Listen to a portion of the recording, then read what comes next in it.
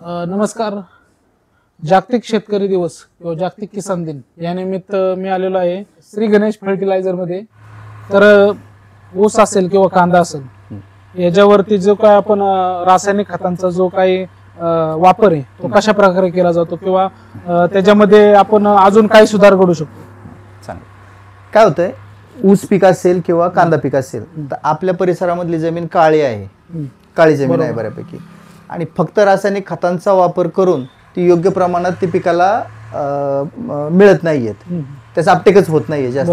त्यासाठी मातीचा सेंद्रिय कर्ब वाढवण्यासाठी रासायनिक खतांच्या जोडीला सेंद्रिय खतांचा वापर देखील अतिशय आवश्यक गोष्ट आहे. आणि याच्यासाठी शेतकऱ्यांमध्ये जागरूकता आणणं किंवा येणं आवश्यक आहे. फक्त दुकानदारच सांगून नाही तर तुमच्यासारख्या लोकांनी किंवा आणखी लोकांनी सांगून किंवा स्वतःही लोकांनी, काय आता आजकाल बरेचसे शेतकरी इंटरनेटवरती माहिती घेऊन खताचा वापर केला जातो. संतुलित वापर जर केला रासायनिक आणि सेंद्रिय सूक्ष्म अन्नद्रव्यांचा पण त्यात वापर असायला आवश्यक आहे, असं जर केलं निश्चित चांगलं उत्पन्न मिळतं. पण आजकाल लोक जागरूक व्हायला लागलेत, पूर्वी नव्हते बिलकुल, पण आता बऱ्यापैकी बदल व्हायला लागलेला आहे लोकांचा. सर्वात जास्त सेंद्रिय जे खत आहेत सर्वात जास्त वापर कोणत्या खतांचा होतो? सेंद्रियमध्ये निंबोळी असेल किंवा हिरवळीची खतं ही सगळी सेंद्रिय कर्ब वाढवायचंच काम करतात. अनेक प्रकारची खतं आहेत, निंबोळी पेंडीयुक्त किंवा आणखी पेंडीयुक्त जी खतं मिळतात ना ही सेंद्रियमध्येच येतात. आणि रासायनिक मध्ये जर आपल्याला रासायनिक मध्ये फक्त नत्र, स्फुरद आणि पालाश NPK ही जी खतं मिळतात यांचा अतिवापर पण जमिनीला चांगला नसतो. आवश्यक तेवढाच वापर केलेला चांगला कधी. लोकांची मानसिकता फक्त रासायनिक वरती जरा जास्त भर असतोय, ते पण अनावश्यक नकोय. आवश्यकतेप्रमाणे दिली तर ते कधीही चांगलंच राहतं. नमस्कार. तर आपण आलेलो आहोत रांजणगाव मधील एक उत्कृष्ट असे बागायतदार राहुल रणदिवे म्हणजेच रोहिदास रणदिवे यांच्याकडे.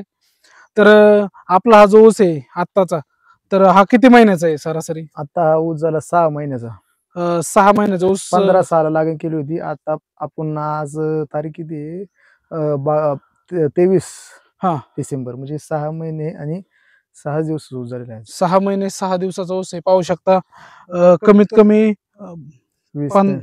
15 ते 20 कांड्यावरती हा ऊस आहे आणि प्रत्येक तोडलेले आहेत आणि व्यवस्थित असं त्यांनी एक जे काय असेल ते नियोजन केलेलं आहे. तरी ज्याला हे जे काही सुरुवातीची खतं असतात, आपण म्हणतो टनेज वाढण्यासाठी किंवा बाकीच्या काही गोष्टी असतात, तर ते आपलं नियोजन कशा प्रकारे होतं? आपण स्टार्टला एक 20 दिवसानंतर, 20 ते 22 दिवसानंतर एक पहिला बेसळ डोस घेतो. नंतर त्यानंतर एक ड्रिचिंग असते लेसेंटाची. लेसेंटा ड्रिचिंग घेतो ना, त्याच्यानंतर लेसेंटा ड्रिचिंग घेतल्यास नंतर जी एक फवारणी, नंतर आपण एक 40 ते 45 दिवसानंतर एक परत फवारणी घेतो. आणि नंतर एक बेसळ डोस परत 35 ते 40 दिवसानंतर बेसळ डोस टाकून बुजावटा केला जातो. बुजावटा केल्यानंतर एक आपलं 2 महिन्यात ऊस बांधणीच्या टायमाला परत एक डोस होतो, बेसळ डोस 15-15, 10-26 बांधणीचा नंतरचा. आणि जे काय आपण असं म्हणतो की बांधणीमध्ये जो काय ऊस असतो तो 70% हल्ला जातो, तर ते कशा प्रकारे खताचं नियोजन असतं त्याला? बांधणीला 14% असतं, पोटॅश असतं, दयालचं किट असतं. एक सगळ्यात महत्वाचा मुद्दा किट आहे. ते किट आपण सल्फर, मॅग्नेशियम सगळं, म्हणजे जे खत आपण जे पहिल्यापासून टाकतो ते व्यवस्थित नियोजन करावं लागतं पूर्णपणे. आणि आता जर 20 कांड्यावरती ऊस आहे आणि पुढं नाही का आपलं जे आता टनेज निघतंय, जे रांजणगाव क्षेत्र आहे ऊसाचं क्षेत्र म्हणून प्रसिद्ध आहे, आणि याच्यामध्ये आता आपण जे म्हणतो आता की 6 महिन्यातच 20 ते 22 कांड्यावरती हा ऊस आहे, तर जे काही नियोजन असतं ते पूर्णपणे खतावरती अवलंबून असतं. आणि जे काय पाण्याची जी काय खत जे काय आपण टाकल्याच्या नंतर किंवा पाण्यातून सोडतो ते कसं नियोजन असतं? ते ज्यानंतर आता ही थंडी थोडी कमी झाली ना, 1 जानेवारी नंतर आपण ह्याला पाण्यावाटा आहे ना, युरिया आणि मॅग्नेशियम ते परत पाण्यावाटा आपण सोडले जातो. पूर्णपणे पाण्यातून दिलं जातं. आणि तरी सुद्धा आपल्याला मी ऊस दाखवतो की तो कशा प्रकारे यांनी कसं संगोपन केलेलं आहे, कसं नियोजन केलेलं आहे. आता हा ऊस आपला आता 6 महिने झाला. कमीत कमी अजून 4 महिन्यानंतर हा ऊस रसवंतीला जाणार. मार्चच्या आसपास जर हा ऊस तोडला तर हा ऊस कमीत कमी 25 कांड्याच्या पुढे प्लस मध्ये राहतो. आणि त्यावेळेस कमीत कमी 70 ते 75चा ॲव्हरेज बसतो ऊसाला रसवंतीला. आणि ऊसाला रसवंतीला, आणि जर हा ऊस आपण जर कारखान्यातल्या मापात जर ठेवला तर ऊस हा कारखान्यात 17 ते 18 महिने ऊस राहतो. त्यानंतर त्यावेळेस ह्या ऊसाचं ॲव्हरेज 100 प्लस राहतं, 105 ते 110. किंवा जे ढग हा प्रकार आला तर आपण ह्याची निगा कशी राखता, कशा प्रकारे हे करता, आपल्याला थोडं मार्गदर्शन करा. सगळ्यात महत्वाचा मुद्दा, आता हे आबाळ आलेलं, आता हे 2 दिवस झाले, पण ह्याच्यानंतर जे फवारण्या असतात आपण ह्याला पाहिजे ज्या वातावरणात जशी फवारणी पाहिजे त्या वातावरणात आपण त्या पद्धतीने फवारणी घेतली जाते याला. आता आपण नेटिव्ह हे त्याला फवारणी घेतलेली आता त्याला RP76 एक टॉनिकची म्हणून फवारणी घेतली, नेटिव्ह म्हणून एक फवारणी घेतलेली आता आपण त्याला.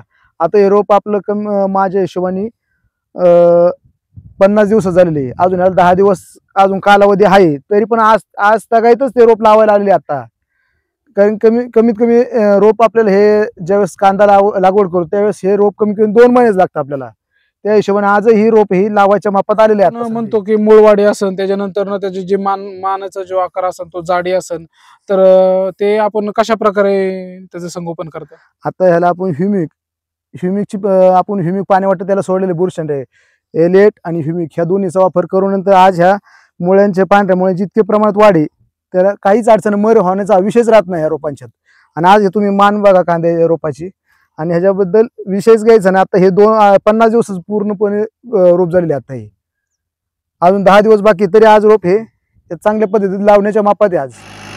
तर आपण पाहू शकता की ट्रॅक्टरच्या साहाय्याने बेड तयार करणे किंवा रान तयार करणे आपण पाहू शकता की सुंदररित्या चालू आहे. तरी आपण आता घेऊ नवीन व्यक्तीची मुलाखत. सुदाम दगडू यांच्या शेतामध्ये आपण पाहू शकता की कांद्याचं एक व्यवस्थापन की तुषार सिंचनचे जे पाईप आहेत ते पूर्ण रानामध्ये त्यांनी हातरलेले आहेत. आणि तर तुम्ही काय सांगू शकता?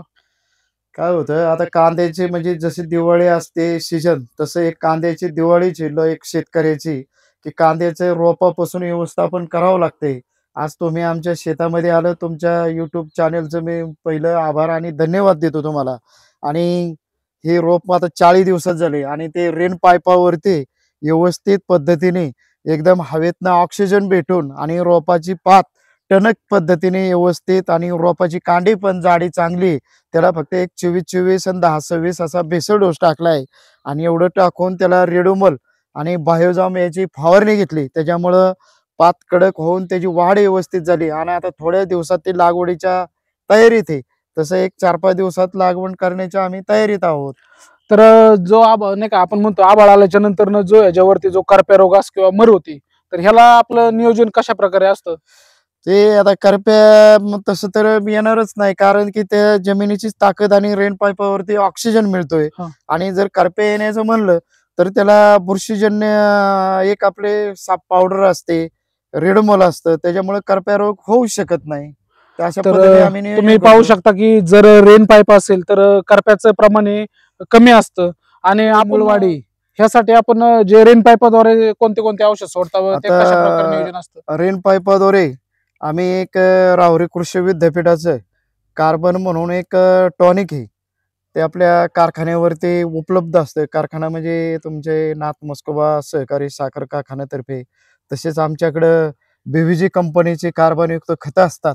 त्याच्यामुळे ते कार्बन सोडल्यामुळं मुळ्यांची पांढरी वाढ होते आणि कुठल्याही प्रकारची बुरशी होत नाही.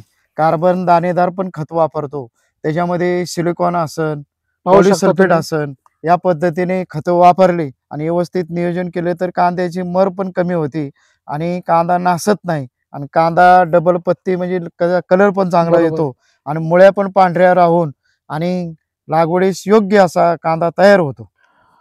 तर तुम्ही पाहू शकता की सुंदर असं 2 महिन्याचं असतं, त्याच्यानंतर ते लागण्यासाठी तयार होतं. पण आता ह्यांचे जे काही रोप आहे ते 40 दिवसामध्येच काढणीला आलेलं आहे किंवा नाही का लागण करायची आहे, लागणीच्या तयारीमध्ये आहे. तर नक्कीच आपण एकदा एक विजिट देऊ शकता जर तुम्हाला आणखी काय माहिती लागत असेल. सुदाम नरंदेव यांनी सुंदर अशा रित्या माहिती दिली. त्याच्यानंतर ना आपण ओळख एक प्रगतशील शेतकरी. नमस्कार, तर मी आलेलो आहे रांजणगाव सांडस मधील तुषार जगताप यांच्या शेतामध्ये. तर नमस्कार. तर सेंद्रिय आणि रासायनिक खत, आता आपण आपले जे काही प्लॉट आहेत त्याच्यामध्ये सर्वात जास्त प्रमाण कशाचं आहे, सेंद्रिय आणि रासायनिक मध्ये, आणि त्याचा उपयोग कशा प्रकारे होतो थोडं सांग. जास्त करून सेंद्रिय म्हणण्यापेक्षा ज्या लोकांच्या घरी गाय आहे, गोट आहे, तर त्यांच्या स्वतः शेणखत असतेच.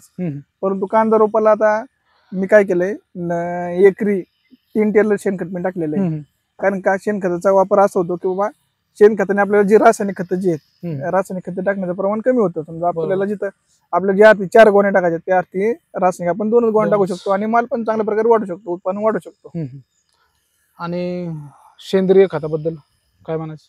सेंद्रिय खत आता इथून पुढे शेतकऱ्यांना पर्याय सेंद्रिय खताचा जास्त काय आहे, कारण की आता रासायनिक खतांच्या किमती मोठ्या प्रमाणात वाढलेल्या आहेत. रासायनिक खतांच्या किमती गगनाला भिडलेल्या आहेत. एक गोणी घ्यायची म्हणलं तर 1700-1800 रुपयाला मिळते.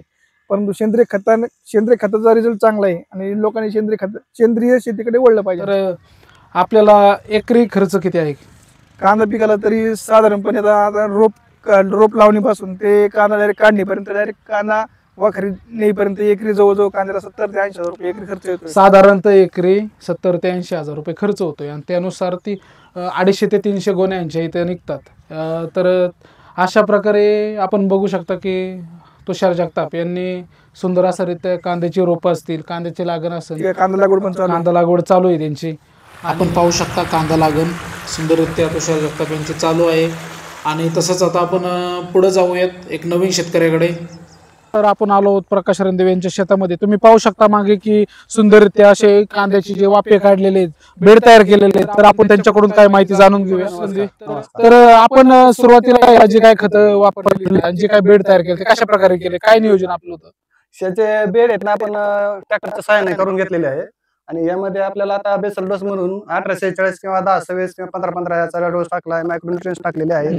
आणि यानंतर आपल्याला आता कांदा लागण करायची आहे. पूर्णपणे तयार झालेलं आहे. तरी किती क्षेत्र आहे पूर्णपणे? ते 2 एकर क्षेत्र आहे आता सध्या. तर तुम्ही पाहू शकता की 2 एकर क्षेत्रामध्ये कमीत कमी आपल्या याने किती कांदाच्या पिशव्या निघतील?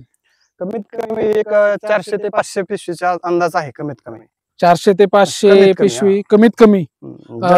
या आपण पाहू शकता हे प्लॉट आणि याच्यामध्ये होऊ शकतो. तरी आपण वळूयात आता पुढे. नमस्कार, मी आलेलो आहे रांजणगाव सांडस मधील शिमजाई ॲग्रोटेक या कृषी दुकानामध्ये. तर आपण असं म्हणतो की शेती यासाठी लागणारी औषधं आणि खतं याशिवाय शेती नाही. किसान दिवस निमित्त मी आलेलो आहे शिमजाई ॲग्रोटेक मध्ये आणि आपल्या सोबत आहेत ज्ञानेश्वर शिंदे. नमस्कार. नमस्कार. तर रब्बी हंगामामध्ये जे काही प्रमुख पिकं असतात त्यामध्ये पण जे आपण म्हणतो की या भागामध्ये आता कांदा जास्त चालू आहे किंवा अजून काय असतील, तर याविषयी मला जरा थोडीशी आपण माहिती द्यावी. साधारण आता रब्बी हंगामामध्ये तसं तर 3-4 पिकं आपल्या भागामध्ये प्रामुख्याने घेतली जातात. त्यामधलं मेजर जर म्हटलं तर कांदा पीक आपल्याकडे जास्त घेतलं जातं. तर आता चालू सीझन मध्ये जास्त लागवड कांद्याची आहे. कांदा असेल, गहू असेल, हरभरा, त्याच्यामध्ये कांद्याची लागवड जास्त आहे. तर याच्यामध्ये आता लागवड वगैरे चालू आहे. रोप काही जे काही शेतकरी आहेत रोप तयार झालेली आहेत. काहींची रोप 1 महिन्याच्या आसपास आहे. म्हणजे लागणीचा सीझन चालू झालेला आहे पूर्णपणे. काहींचे लागवड होऊन एक 10-15 दिवसाचं झालेले आहे. तर ज्ञानेश्वर, मला एक सांगू शकता का आपण की जे कांद्याला आताचे जे वातावरण आहे ते हे जे काही आपण म्हणतो कांद्याचे आता जे दुष्परिणाम होतात किंवा कांदा गळती होणे, वरती पुढे आपण करपा हा प्रकार पडणे, तर याला हे वातावरण पोषक आहे का? हा, ऑफकोर्स. आता हे जे काही ढगाळ वातावरण येतंय, दुःख पडते सकाळची, जास्त ढगाळ वातावरण राहते 1-2 दिवस, त्याच्यामुळं जास्तीत जास्त म्हणजे रोपावरती आणि जे काय लागवड झाली कांद्यावरती जास्त रोपावरती इफेक्ट पडतो याचा. तर यामुळं म्हणजे कसा करपा असेल किंवा मर असेल असे रोग जास्तीत जास्त वाढतात. जर शेतकऱ्याला कमीत कमी खर्चामध्ये जास्त उत्पादन निघावं आणि व्यवस्थितरित्या सक्सेसफुली कांदा काढायचा असेल तर त्यांनी कोणत्या प्रकारे काळजी घेतली पाहिजे? आता कांद्यामध्ये जर जे काही आपण नियोजन करतो तर ते कांद्याचे जे काही दिवस असतात, म्हणजे जे काही शेड्यूल असतं ते दिवसावरती डिपेंड असतं. त्याच्यानंतर आपण काही जरी केलं एक ठराविक पिरियड नंतर आपण खताचे डोस टाकले वगैरे तर माल बनत नाही.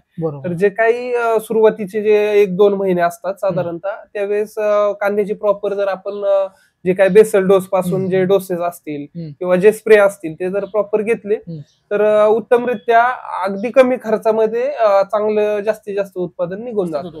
तर आता मी विचारतो, शेवटचा 1 महिना आहे, त्या शेवटच्या 1 महिन्यामध्ये आपण कशा प्रकारे नियोजन केलं पाहिजे, कांद्याचं कशा प्रकारे एक हे केलं पाहिजे?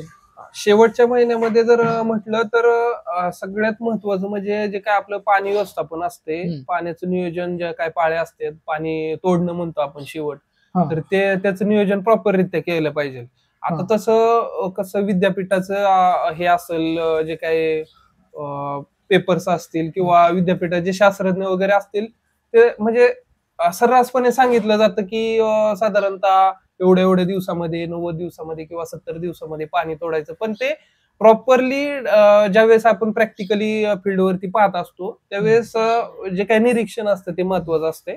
त्याच्यावरती पाणी तोडणं, जे काही पाण्याचं जे नियोजन असतं ते ठरतं. म्हणजे आपल्या माना किती पडलेल्या आहेत कांद्याच्या, त्याच्यावरती पाणी काही ठिकाणी असं होतं की बॅलर फिरवला जातो, काही ठिकाणी जे नाही का कांद्याचं व्यवस्थित ठेवण्यासाठी पात लवकर वाळण्यासाठी सुद्धा काय काय प्रकार केले जातात, तर तुम्ही काय सांगू शकता? हा, शेवट जे काही पात वगैरे जे काही मान म्हणतो आपण, कांद्याची मान जी जाड राहते आणि कांद्याचा जे काही खालचा पोर्शन असतो, जे काही बल्क आपला पोसत नाही जास्त, तर ते माल तयार होण्यासाठी ना जे काही पातीतला रस आहे पूर्णपणे कांद्यामध्ये उतरणं महत्वाचं असतं. मग वेगवेगळ्या ट्रीटमेंट शेतकरी करत असतात. मग जर आपण बॅलर फिरवणं असेल किंवा वेगवेगळे जे काही स्प्रे असतात, जे मान उतरायचे स्प्रे असतात, जसे की कल्टर वगैरे अशी औषधं स्प्रे केले जातात शेवटच्या स्टेजमध्ये, तर ते प्रॉपररित्या झालं पाहिजे त्या अगोदर. आणि महत्वाचं म्हणजे अगोदरचे जे काय आपले फर्टिलायझरचे जे डोस असतात